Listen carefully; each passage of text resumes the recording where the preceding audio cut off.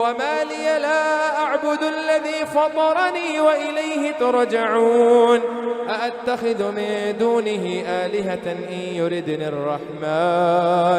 إن يردني الرحمن بضر لا تغن عني شفاعتهم شيئا ولا يوقظون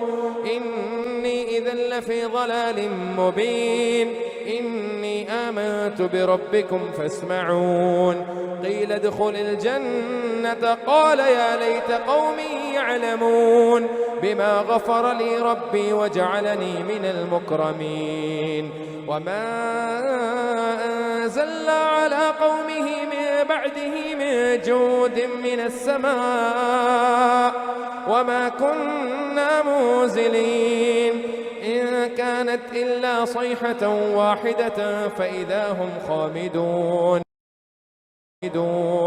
يا حسرة على العباد ما يأتيهم من رسول إلا كانوا به يستهزئون ألم يروا كم أهلكنا قبلهم من القرون أنهم إليهم لا يرجعون وإن كل لما جميع لدينا محضرون وآية لهم الأرض الميتة أحييناها وأخرجنا منها حبا فمنه يأكلون وجعلنا فيها جنات من نخيل وأعناب وفجرنا فيها من العيون ليأكلوا من ثمره وما عملته أيديهم أفلا يشكرون سبحان الذي خلق الأزواج كلها مما تنبت الأرض ومن أنفسهم ومما لا يعلمون وآية لهم الليل نسلخ منه النهار فإذا هم مظلمون والشمس تجري لمستقر لها ذلك تقدير العزيز العليم والقمر قدرناه منازل حتى عاد كالعرجون القديم لا الشمس ينبغي لها أن تدرك القمر ولا الليل سابق النهار وكل في فلك يسبحون وآية لهم أنا حملنا ذريتهم في الفلك المشحون وخلقنا لهم من مثله ما يركبون وإن نشأ نغرقهم فلا صريخ لهم ولا هم يوقظون إلا رحمة منا ومتاعا إلى حين وإذا قيل لهم اتقوا ما بين أيديكم وما خلفكم لعلكم ترحمون وما تأتيهم من آية من آيات ربهم إلا كانوا عنها معرضين وما تأتيهم من آية من آيات ربهم إلا كانوا عنها معرضين وإذا قيل لهم أنفقوا مما رزقكم الله قال الذين كفروا للذين آمنوا أنطعم من لو يشاء الله أطعمه إن أنتم إلا في ضلال مبين ما ينظرون إلا صيحة واحدة ويقولون متى هذا الوعد إن كنتم صادقين ما ينظرون إلا صيحة واحدة تأخذهم وهم يخصمون فلا يستطيعون توصية ولا إلى أهلهم يرجعون ونفخ في الصور فإذا هم من الأجداث إلى ربهم ينسلون قالوا يا ويلنا من بعثنا من مرقدنا هذا ما وعد الرحمن وصدق المرسلون إن كانت إلا صيحة واحدة فإذا هم جميع لدينا محضرون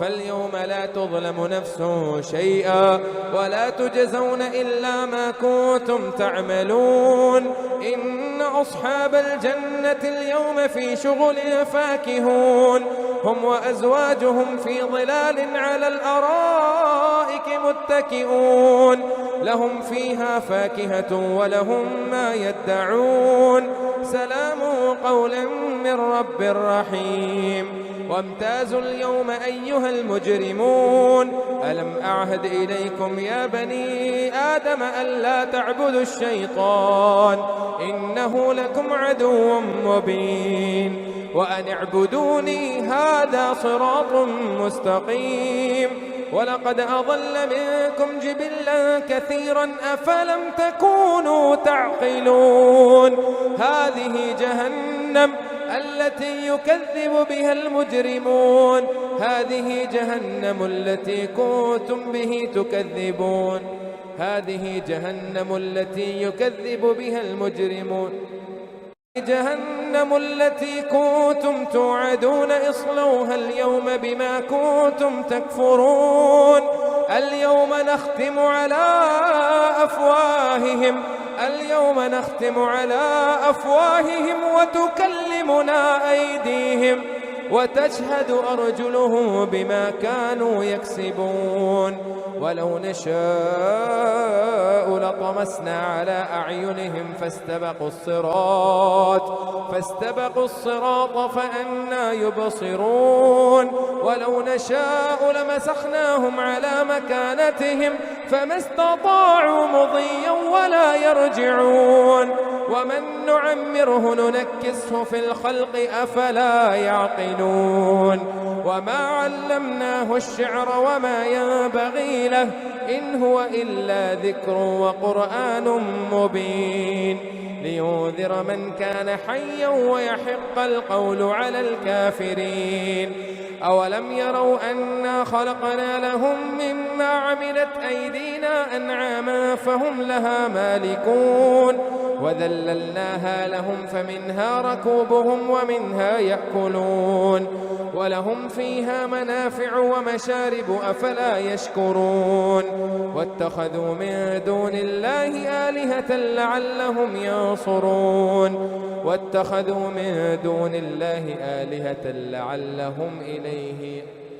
واتخذوا من دون الله آلهة لعلهم ينصرون لا يستطيعون نصرهم وهم لهم جند محضرون فلا يحزنك قولهم إنا نعلم ما يسرون وما يعلنون أولم ير الإنسان أنا خلقناه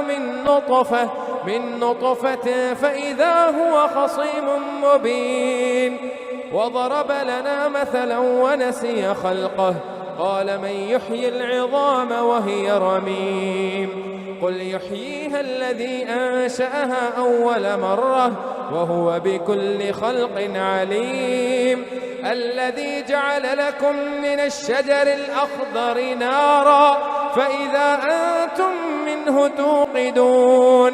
أوليس الذي خلق السماوات والأرض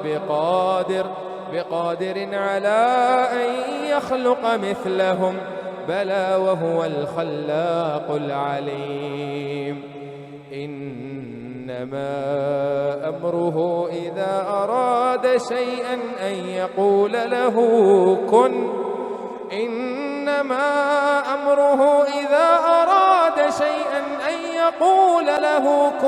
فيكون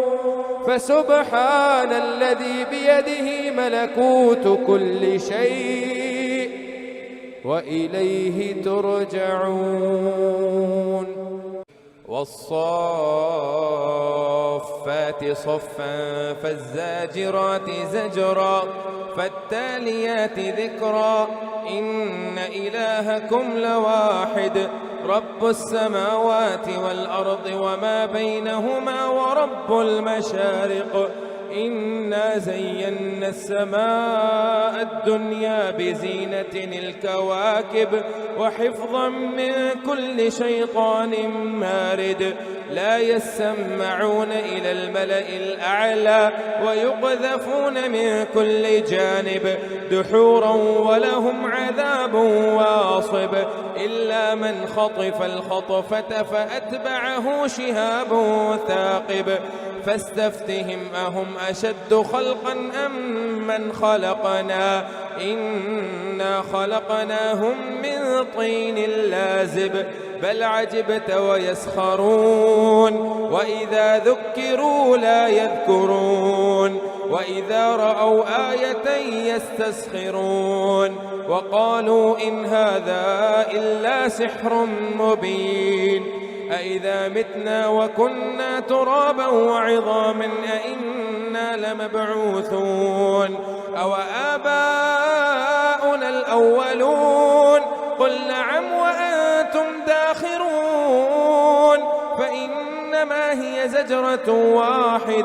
واحدة فإذا هم ينظرون وقالوا يا ويلنا هذا يوم الدين هذا يوم الفصل الذي كنتم به تكذبون احشروا الذين ظلموا وأزواجهم وما كانوا يعبدون من دون الله فاهدوهم إلى صراط الجحيم وقفوهم إنهم مسؤولون ما لكم لا تناصرون بل هم اليوم مستسلمون وأقبل بعضهم على بعض يتساءلون قالوا إنكم تأتوننا عن اليمين وأقبل بعضهم على بعض يتساءلون قالوا إنكم كنتم تأتوننا عن اليمين قالوا بل لم تكونوا مؤمنين وما كان لنا عليكم من سلطان بل كنتم قوما طاغين فحق علينا قول ربنا إنا لذائقون فأغويناكم إنا كنا غاوين فإنهم يومئذ في العذاب مشتركون إنا كذلك نفعل بالمجرمين إنهم كانوا إذا قيل لهم لا إله إلا الله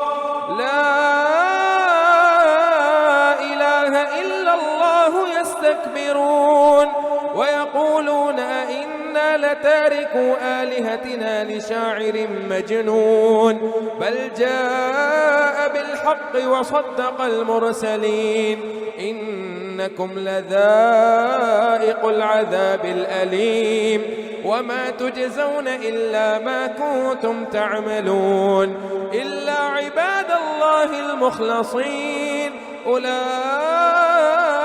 لهم رزق معلوم فواكه وهم مكرمون في جنات النعيم على سرر متقابلين يطاف عليهم بكأس من معين بيضاء لذة للشاربين لا فيها غول ولا هم عنها ينزفون وعندهم قاصرات الطرف عين كأنهن بيض مكنون فأقبل بعضهم على بعض يتساءلون قال قائل منهم إني كان لي قرين يقول أئنك لمن المصدقين أئذا متنا وكنا ترابا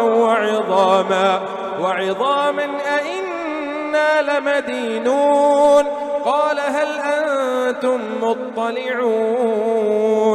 فاطلع فرآه في سواء الجحيم قال تالله إن كدت لتردين ولولا نعمة ربي لكنت من المحضرين أفما نحن بميتين إلا موتتنا الأولى وما نحن بمعذبين إن هذا لهو الفوز العظيم لمثل هذا فليعمل العاملون أذلك خير نزلا أم شجرة الزقوم إنا جعلناها فتنة للظالمين إنها إنها شجرة تخرج في أصل الجحيم طلعها كأنه رؤوس الشياطين فإنهم لآكلون منها فمالئون منها البطون ثم إن لهم عليها لشوبا من حميم ثم إن مرجعهم لإلى الجحيم إنهم ألفوا آباءهم ضالين فهم على آثارهم يهرعون ولقد ضل قبلهم أكثر الأولين ولقد أرسلنا فيهم منذرين فانظر كيف كان عاقبة المنذرين إلا عباد الله المخلصين ولقد نادانا نوح فلنعم المجيبون ونجيناه وأهله من الكرب العظيم وجعلنا ذريته هم الباقين وتركنا عليه في الآخرين سلام على نوح في العالمين إنا كذلك نجزي المحسنين إنه من عبادنا المؤمنين ثم أغرقنا الآخرين وإن من شيعته لإبراهيم إذ جاء ربه بقلب سليم إذ قال لأبيه وقومه ماذا تعبدون أئفكا آلهة دون الله تريدون فما ظنكم برب العالمين فنظر نظرة في النجوم فقال إني سقيم فتولوا عنه مدبرين فراغ إلى آلهتهم فقال ألا تأكلون ما لكم لا تنطقون فراغ عليهم ضربا باليمين فأقبلوا إليه يزفون قال أتعبدون ما تنحتون والله خلقكم وما تعملون قالوا ابنوا له بنيانا فألقوه في الجحيم فأرادوا به كيدا فجعلناهم الأسفلين وقال إني ذاهب إلى ربي سيهدين رب هب لي من الصالحين فبشرناه بغلام حليم فلما بلغ معه السعي قال يا بني إني أرى في المنام أني أذبحك فانظر ماذا ترى قال يا أبت افعل ما تؤمر ستجدني إن شاء الله من الصابرين فلما أسلما وتله للجبين وناديناه أن يا إبراهيم قد صدقت الرؤيا إنا كذلك نجزي المحسنين إن هذا لهو البلاء المبين وفديناه بذبح عظيم وتركنا عليه في الآخرين سلام على إبراهيم كذلك نجزي المحسنين إنه من عبادنا المؤمنين وبشرناه بإسحاق نبيا من الصالحين وباركنا عليه وعلى إسحاق ومن ذريتهما محسن وظالم لنفسه مبين ولقد مننا على موسى وهارون ونجيناهما وقومهما من الكرب العظيم ونصرناهم فكانوا هم الغالبين وآتيناهما الكتاب المستبين وهديناهما الصراط المستقيم وتركنا عليهما في الآخرين سلام على موسى وهارون إنا كذلك نجزي المحسنين إنهما من عبادنا المؤمنين وإن إلياس لمن المرسلين إذ قال لقومه ألا تتقون أتدعون بعلا وتذرون أحسن الخالقين الله ربكم ورب آبائكم الأولين فكذبوه فإنهم لمحذرون إلا عباد الله المخلصين وتركنا عليه في الآخرين سلام على الياسين إنا كذلك نجزي المحسنين إنه من عبادنا المؤمنين وإن لوطا لمن المرسلين إذ نجيناه وأهله أجمعين إلا عجوزا في الغابرين ثم دمرنا الآخرين وإنكم لتمرون عليهم مصبحين وبالليل أفلا تعقلون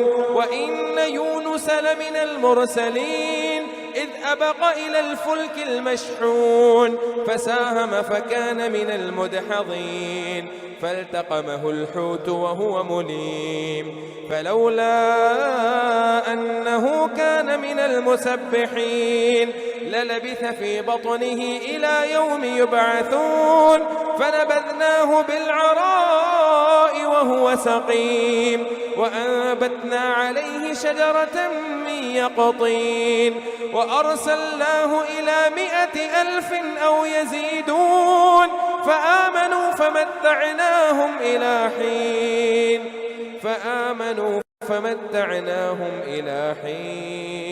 فاستفتهم ألربك البنات ولهم البنون أم خلقنا الملائكة إناثا وهم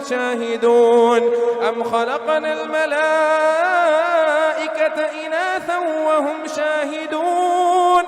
ألا إنهم من إفكهم ليقولون ولد الله وإنهم لكاذبون أصطفى البنات على البنين ما لكم كيف تحكمون أفلا تذكرون أم لكم سلطان مبين فأتوا بكتابكم إن كنتم صادقين وجعلوا بينه وبين الجنة نسبا ولقد علمت الجنة إنهم لمحضرون سبحان الله عما يصفون إلا عباد الله المخلصين فإنكم وما تعبدون ما أنتم عليه بفاتنين إلا من هو صال الجحيم وما منا إلا له مقام معلوم وإنا لنحن الصافون وإنا لنحن المسبحون وإن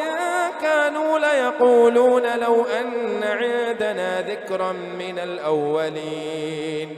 لكنا عباد الله المخلصين فكفروا به فسوف يعلمون ولقد سبقت كلمتنا لعبادنا المرسلين إنهم لهم المنصورون وإن جندنا لهم الغالبون فتول عنهم حتى حين وأبصرهم فسوف يبصرون أفبعذابنا يستعجلون فإذا نزل بساحتهم فساء صباح المنذرين وتول عنهم حتى حين وأبصر فسوف يبصرون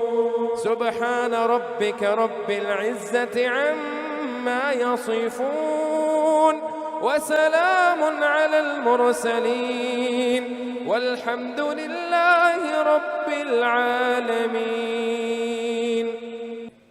صاد والقرآن ذي الذكر بل الذين كفروا في عزة وشقاق كم أهلكنا من قبلهم من قرن فنادوا ولا تحين مناص وعجبوا أن جاءهم منذر منهم وقال الكافرون هذا ساحر كذاب أجعل الآلهة إلها واحدا إن هذا لشيء عجاب. وانطلق الملأ منهم أن امشوا واصبروا على آلهتكم إن هذا لشيء يراد ما سمعنا بهذا في الملة الآخرة إن هذا إلا اختلاق أأنزل عليه الذكر من بيننا بل هم في شك من ذكري بل لما يذوقوا عذاب أم عندهم خزائن رحمة ربك العزيز الوهاب أم لهم ملك السماوات والأرض وما بينهما فليرتقوا في الأسباب جند ما هنالك مهزوم من الأحزاب كذبت قبلهم قوم نوح وعاد وفرعون ذو الأوتاد وثمود وقوم لوط وأصحاب الأيكة أولئك الأحزاب إن كل إلا كذب الرسل فحق عقاب وما ينظر هؤلاء إلا صيحة واحدة ما لها من فواق وقالوا ربنا عجل لنا قطنا قبل يوم الحساب اصبر على ما يقولون واذكر عبدنا داود ذي الأيد إنه أواب إنا سخرنا الجبال معه يسبحن بالعشي والإشراق والطير محشورة كل له أواب وشددنا ملكه وآتيناه الحكمة وفصل الخطاب وهل أتاك نبأ الخصم إذ تسوروا المحراب إذ دخلوا على داود ففزع منهم قالوا لا تخف خصمان بغى بعضنا على بعض فاحكم بيننا بالحق ولا تشطط واهدنا إلى سواء الصراط إن هذا أخي له 99 نعجة ولي نعجة واحدة فقال أكفلنيها وعزني في الخطاب قال لقد ظلمك بسؤال نعجتك إلى نعاجه وإن كثيرا من الخلطاء ليبغي بعضهم على بعض إلا الذين آمنوا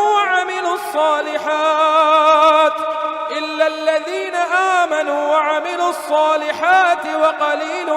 ما هم وظن داود أنما فتناه فاستغفر ربه وخر راكعا وأناب فغفرنا له ذلك وإن له عندنا لزلفى وحسن مآب يا داود إنا جعلناك خليفة في الأرض فاحكم بين الناس بالحق ولا تتبع الهوى فيضلك عن سبيل الله إن الذين يضلون عن سبيل الله لهم عذاب شديد بما نسوا يوم الحساب وما خلقنا السماء والأرض وما بينهما باطلا ذلك ظن الذين كفروا فويل للذين كفروا من النار أم نجعل الذين آمنوا وعملوا الصالحات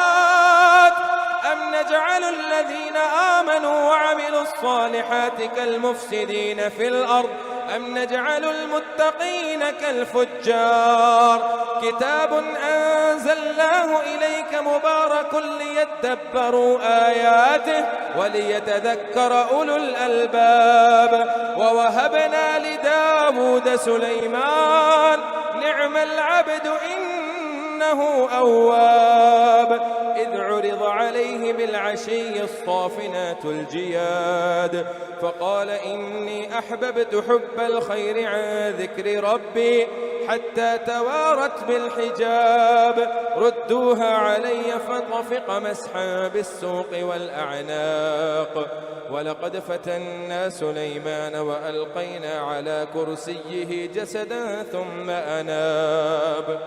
قال رب اغفر لي وهب لي ملكا لا ينبغي لأحد من بعدي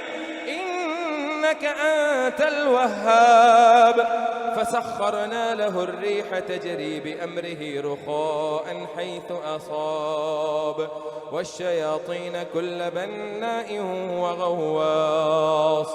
وآخرين مقرنين في الأسفاد هذا عطاؤنا فامنن أو أمسك بغير حساب وإن له عندنا لزلفى وحسن مآب. واذكر عبدنا أيوب إذ نادى ربه أني مسني الشيطان بنصب وعذاب اركض برجلك هذا مغتسل بارد وشراب. ووهبنا له أهله ومثلهم معهم رحمة منا وذكرى لأولي الألباب. وخذ بيدك ضغثا فاضرب به ولا تحنث إنا وجدناه صابرا نعم العبد إنه أواب. واذكر إسماعيل واليسع ويونس واذكر إسماعيل واليسع وذا الكفل وكل من الأخيار هذا ذكر وإن للطاغين لشر مآب. وخذ بيدك ضغثا فاضرب به ولا تحنث إنا وجدناه صابرا نعم العبد إنه أواب. واذكر عبادنا إبراهيم وإسماعيل وإسحاق ويعقوب أولي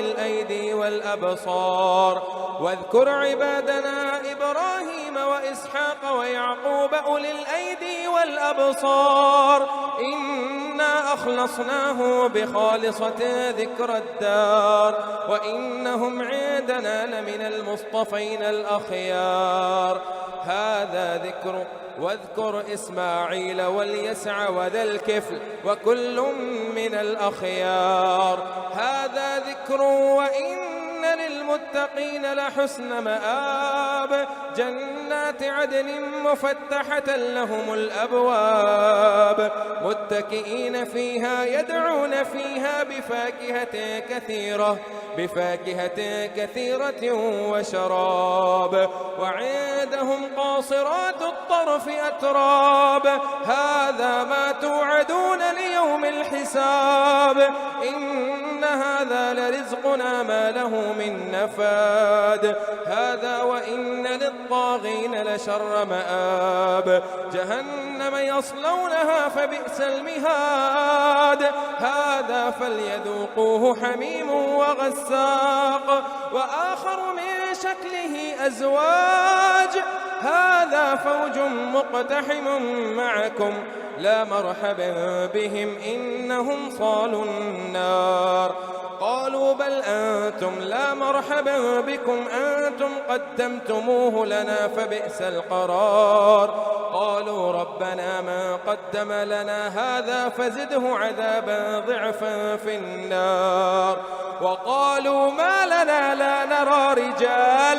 رجالا كنا نعدهم من الأشرار أتخذناهم سخريا أم زاغت عنهم الأبصار إن ذلك لحق تخاصم أهل النار. قل إنما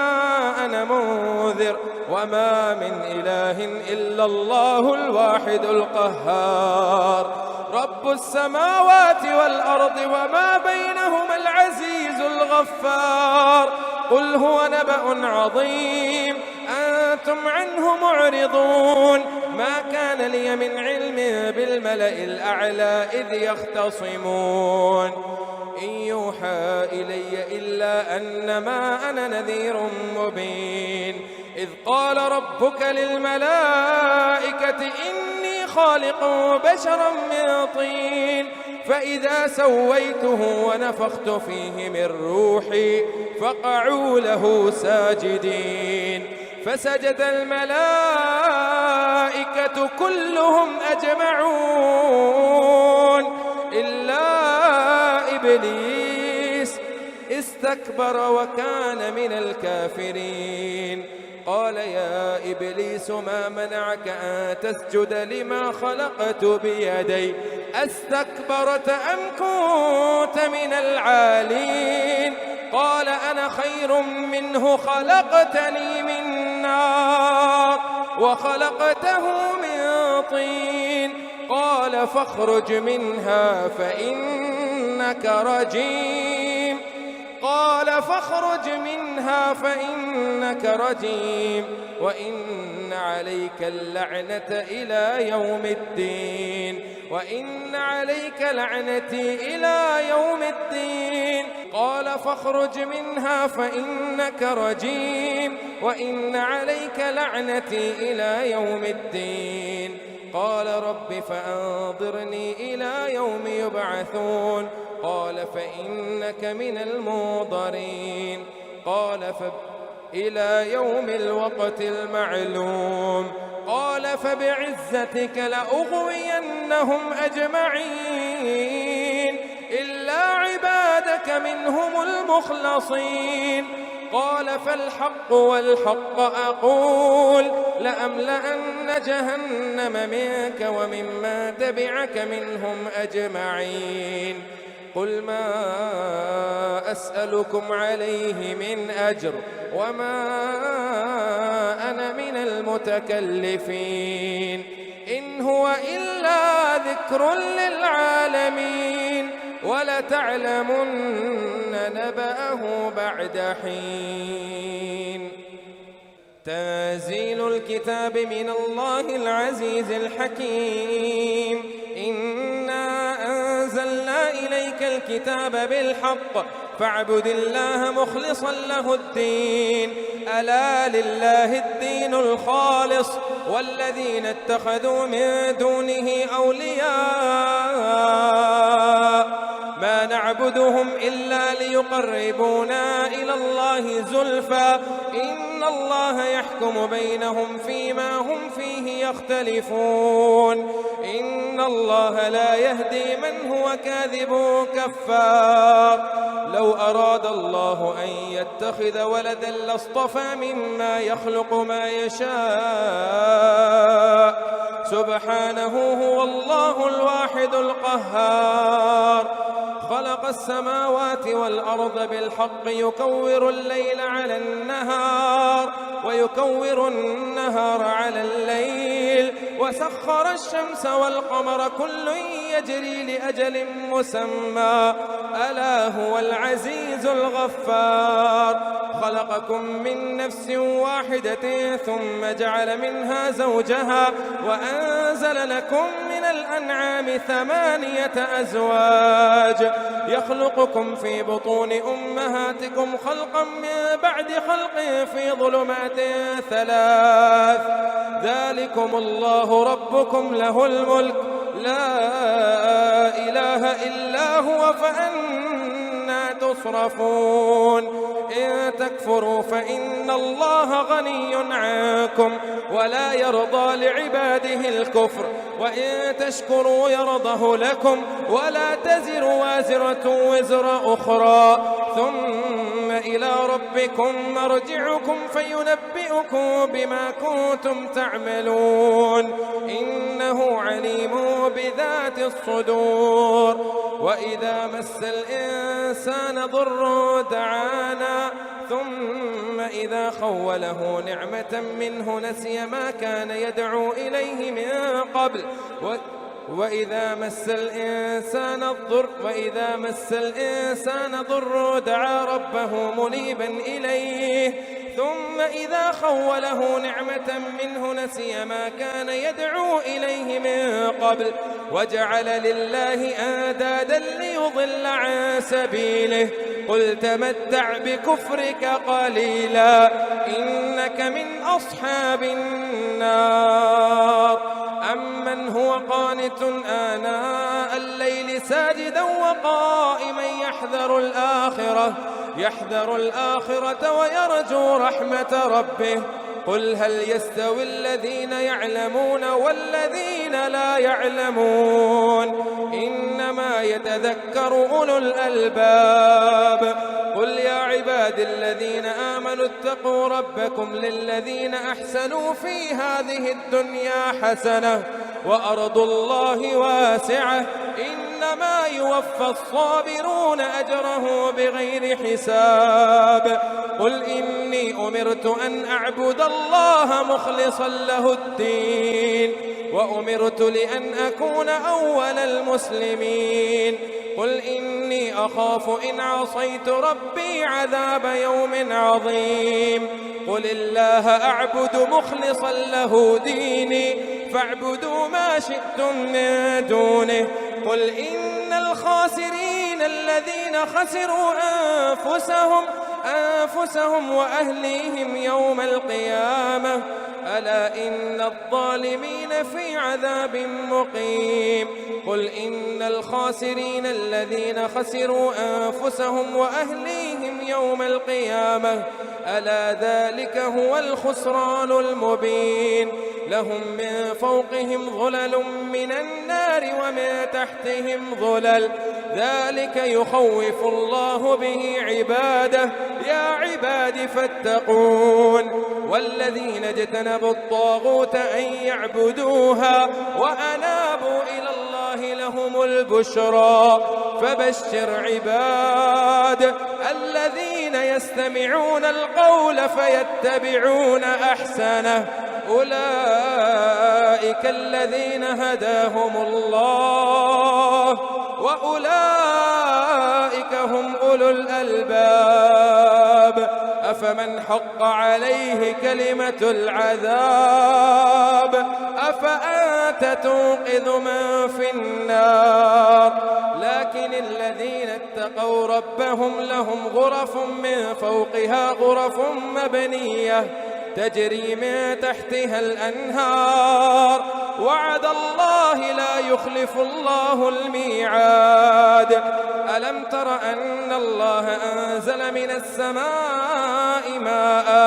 ماء فسلكه ينابيع في الأرض ثم يخرج به زرعا مختلف ألوانه ثم يهيج فتراه مصفرا. ألم تر أن الله أنزل من السماء ماء فسلكه ينابيع في الأرض ثم يخرج به زرعا مختلفا ألوانه ثم يهيج فتراه مصفرا ثم يجعله حطاما إن في ذلك لذكرى لأولي الألباب. أفمن شرح الله صدره للإسلام فهو على نور من ربه فويل للقاسية قلوبهم من ذكر الله أولئك في ضلال مبين. الله نزل أحسن الحديث كتابا متشابها مثانية تقشعر منه جلود الذين يخشون ربهم ثم تلين جلودهم وقلوبهم إلى ذكر الله ذلك هدى الله يهدي به من يشاء ومن يضلل الله فما له من هاد. أفمن يتقي بوجهه سوء العذاب يوم القيامة وقيل للظالمين ذوقوا ما كنتم تكسبون. كذب الذين من قبلهم فأتاهم العذاب من حيث لا يشعرون فأذاقهم الله الخزي في الحياة الدنيا ولعذاب الآخرة أكبر لو كانوا يعلمون. ولقد ضربنا للناس في هذا القرآن من كل مثل لعلهم يتذكرون قرآنا عربيا غير ذي عوج لعلهم يتقون. ضرب الله مثلا رجلا فيه شركاء